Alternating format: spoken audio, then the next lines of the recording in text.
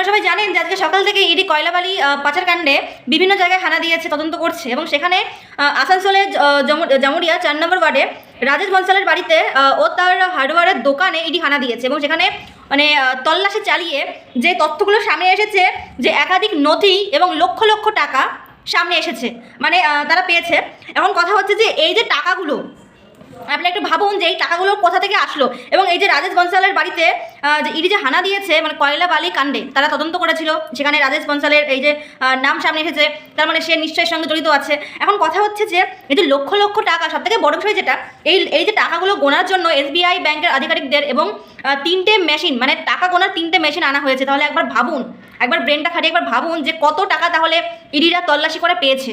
মানে আমাদের পশ্চিমবঙ্গের চারিদিকে তাকিয়ে দেখলে কোথাও আপনারা দেখতে পারবেন না যে এখানে কোনো উন্নয়ন কোনো কিছু হয়েছে, না স্বাস্থ্য হয়েছে, না শিল্প হয়েছে, না শিক্ষা হয়েছে, না কোনো কিছু হয়েছে, কোনো কিচ্ছু হয়নি। কিন্তু এদিকে চারিদিক থেকে লুট হচ্ছে, আমাদের পশ্চিমবঙ্গে চারিদিক থেকে টাকা পয়সা লুট হচ্ছে।